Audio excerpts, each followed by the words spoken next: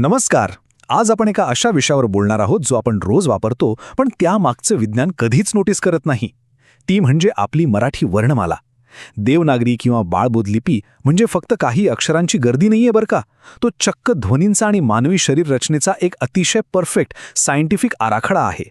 चला तर मग या सादरीकरणातून या अप्रतिम रचनेचं एक भन्नाट विश्लेषण करूया. तर या विश्लेषणात आपण नेमके काय पाहणार आहोत? आपण देवनागरीचा बेस, आपले 14 स्वर, स्वरादी, त्यानंतर व्यंजनांचा एक खूपच रंजक असा शास्त्रीय प्रवास, काही उरलेले खास वर्ण आणि शेवटी विशेष संयुक्त व्यंजने कव्हर करणार आहोत. ही एवढी मोठी वर्णमाला किती भारी आणि लॉजिकल पद्धतीने कॅटेगराईज केली आहे हे पाहिल्यावर खरंच थक्क व्हायला होतं. सुरुवात करूया पहिल्या भागापासून, देवनागरी लिपीचा अगदी मूळ पाया आणि तिची ओळख. आता या लिपीचं एक सगळ्यात भारी वैशिष्ट्य म्हणजे शिरोरेषा. म्हणजे अक्षरांच्या वर जी आपण आडवी रेष मारतो ना, ती जणू काही अक्षरे एका सुंदर रेषेवर ढोलदारपणे लटकलेली आहेत. आणि हो, ह्या आपल्या वर्णमालेत एकूण 52 वर्ण आहेत. फक्त पाठांतर करण्यापेक्षा या 52 वर्णांच्या लॉजिक एकदा समजून घेतला ना की भाषेचं खरं सायन्स लक्षात येतं. हे 52 वर्ण मुख्यत्वे 2 गटात विभागलेत. एका बाजूला आहेत 14 स्वर, जे अगदी इंडिपेंडेंट किंवा स्वतंत्र ध्वनी आहेत, आणि दुसऱ्या बाजूला आहेत 34 व्यंजने, ज्यांना पूर्ण होण्यासाठी स्वरांची मदत घ्यावीच लागते. म्हणजे बघा, एका बाजूला स्वतंत्र ऊर्जा आणि दुसऱ्या बाजूला त्यांना आकार देणारी रचना. काय मस्त बॅलन्स आहे ना. चला आता दुसऱ्या भागाकडे वळूया. आपले 14 स्वतंत्र स्वर आणि त्यांचा उच्चार कसा होतो ते पाहूया. तर स्वर म्हणजे नक्की काय? ज्या वर्णांचा उच्चार करताना आपल्या तोंडात हवा कुठेही अडत नाही, अगदी फ्री फ्लो असतो, त्यांना आपण स्वर म्हणतो. हे समजण्यासाठी एक साधं उदाहरण घेऊया. विचार करा, स्वर हे जणू काही सेल्फ स्टार्टिंग इंजिन्स आहेत आणि व्यंजने म्हणजे गाडा. इंजिनशिवाय गाडी पुढे जाऊच शकत नाही, बरोबर? तसंच या पॉवरफुल स्वरांशिवाय व्यंजनांचा पूर्ण उच्चार होऊच शकत नाही. आता हे 14 स्वर कसे विभागलेत ते बघा. उच्चारायला कमी वेळ घेणारे ह्रस्व स्वर म्हणजे अ, ई, उ, रू, लू. थोडा जास्त वेळ घेणारे दीर्घ स्वर म्हणजे आ, ई, उ. 2 स्वर मिक्स होऊन बनलेले संयुक्त स्वर जसे ए, ऐ, ओ, औ. आणि सगळ्यात इंटरेस्टिंग म्हणजे आ आणि ऑ. इंग्रजी शब्दांच्या वापरामुळे हे 2 आधुनिक स्वर आपल्या वर्णमालेत अगदी छान सामावून गेले आहेत. तिसरा भाग म्हणजे स्वरादी, स्वरांचे हे खास साथीदार. स्वरादी या शब्दातच त्याचा अर्थ दडलाय. ज्यांच्या सुरुवातीला स्वर आहे असे वर्ण. यामध्ये 2 महत्त्वाचे ध्वनी येतात. अनुस्वार म्हणजे अक्षरावरचा तो टिंब, आणि विसर्ग म्हणजे अक्षराच्या पुढे येणारे 2 टिंब. हे असे ध्वनी आहेत जे कोणत्याही स्वराच्या सपोर्टशिवाय अस्तित्वातच येऊ शकत नाहीत. ते एक प्रकारे भाषेतील विशिष्ट साऊंड मार्कर्स म्हणून काम करतात. आता वळूया आपल्या चौथ्या आणि सर्वात भारी भागाकडे. 34 व्यंजनांचा एक असा प्रवास जो थेट आपल्या शरीररचनेशी जोडलेला आहे. हे नक्की ऐका, कारण हा भाग खरोखरच थक्क करणार आहे.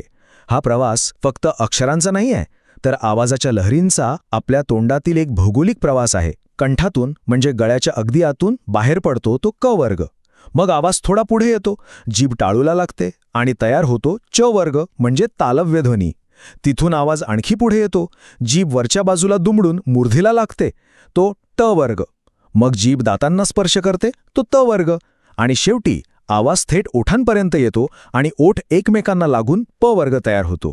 गळ्यापासून ते थेट ओठांपर्यंतचा हा प्रवास इतका लॉजिकल आहे की एकदा ही जिभेची पोझिशन समजली की अक्षरांचा सिक्वेन्स आपण कधीच विसरू शकत नाही. पाचवा भाग, त्या 5 गटांव्यतिरिक्त उरलेले काही खास आणि वैशिष्ट्यपूर्ण वर्ण आपण बघूया. मगाशी आपण पाहिलेल्या 5 अचूक साच्यांमध्ये 25 व्यंजने बसतात. पण उरलेल्या वर्णांचं काय? तर त्यात अर्धस्वर आहेत. य, र, ल, व यांचा उच्चार बऱ्यापैकी स्वरांसारखा वाटतो, अगदी स्मूथ. मग येतात उष्मे किंवा घर्षक वर्ण श, श, स. हे उच्चारताना तोंडातून हवा घासून बाहेर येते आणि थोडी उष्णता निर्माण होते, म्हणून उष्मे. आणि शेवटी आपला लाडका अळ, जो एक अतिशय स्वतंत्र आणि एकदम मराठमोळा असा खास वर्ण आहे. आणि या 34व्या व्यंजनांमध्ये एक असा वर्ण आहे जो लिटरली सगळ्यात ताकदवान आहे. तो म्हणजे ह. याला महाप्राण म्हणतात. आता महाप्राण का? कारण ह उच्चारताना आपल्याला फुफ्फुसातून मोठ्या प्रमाणावर हवा एकदम जोराने बाहेर फेकावी लागते. हा उच्चार करण्यासाठी आपल्याला खरंच श्वासाची आणि थोड्या एक्स्ट्रा एनर्जीची गरज असते. आणि आता आपण आलोय 6व्या आणि शेवटच्या भागावर, विशेष संयुक्त व्यंजने क्ष आणि ज्ञ. 52 वर्णांच्या या सुंदर आराखड्यात आपण एकदम फायनल स्टेजला आहोत. क्ष आणि ज्ञ ही काही साधीसुधी अक्षरं नाहीत बरं का. ती भाषिक संमिश्रे किंवा अगदी सोप्या भाषेत सांगायचं तर अलॉयज आहेत. जसं तांबे आणि कथिळ वितळून एकदम कडक कांस्य तयार होतं ना, तसंच मूळ ध्वनी एकत्र येऊन हे स्पेशल वर्ण बनतात. देवनागरीत लिहिताना क्ष मध्ये क आणि श चं मिश्रण अगदी स्पष्ट दिसतं, तर ज्ञ मध्ये द, न आणि य यांचा संगम असतो. ही अक्षरे जोडलेली असली तरी त्यांचे हे स्वतंत्र आणि ताकदवान उच्चार आपण रोजच्या संवादात सहज वापरतो.